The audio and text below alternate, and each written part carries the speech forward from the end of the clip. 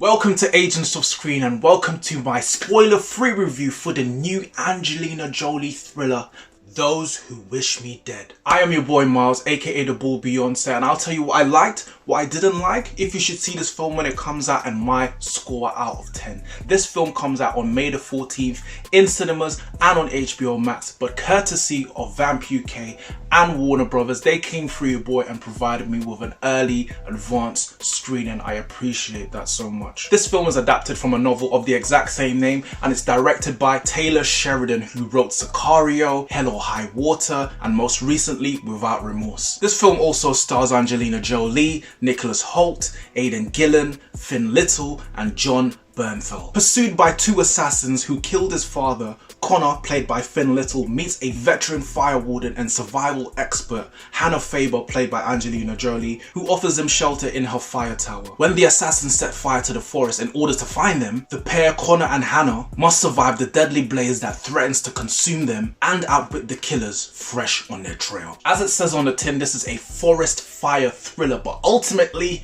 in my personal opinion, it lacked that spark. Let's find out why, but let's start with the positives. It feels good to see Angelina Jolie again, especially in an action role. It feels like it's been a minute. Obviously she's been in the Maleficent films, etc., and a few other low-key ones, but it feels like she hasn't been in the limelight for a minute. There was good chemistry between herself and Connor, played by Finn Little, who showed his potential in a performance that required real depth. Jon Bernthal and his wife were my favorite characters in the entire film. His wife, what a G! What a G. And it's good to see Aiden Gillen as well from The Wire. Whenever you see anyone that watches The Wire, sees an actor from The Wire, it's like Leo. Like, he's from The Wire, bro. I remember him from The Wire, you know. And also he was Littlefinger in Game of Thrones.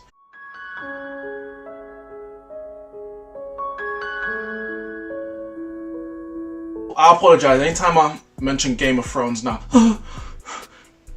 Sorry. I just have PTSD.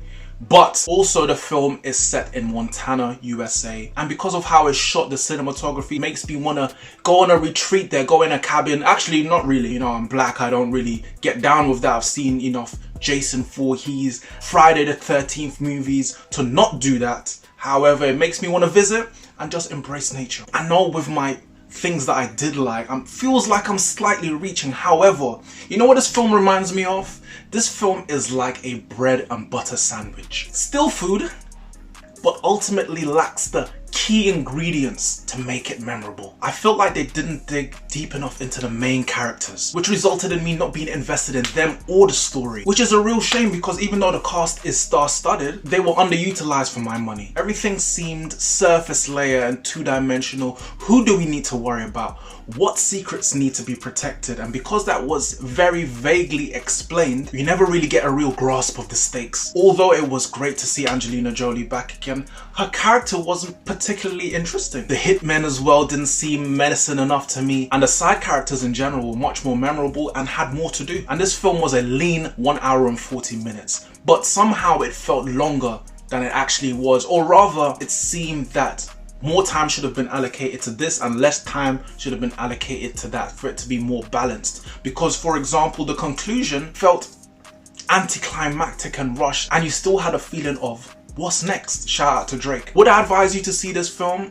If you're an Angelina Jolie super fan, yes. If not, this film is aggressively unremarkable. But if you like bread and butter sandwiches, then have at it. I give Those Who Wish Me Dead a 5.5 out of 10. But thank you for watching my review. If you want to see more, make sure you like, share and subscribe. Stay up to date with everything to do with Agents of Screen. Follow us and me on all the socials. And until the next video, which should be coming extremely soon, peace.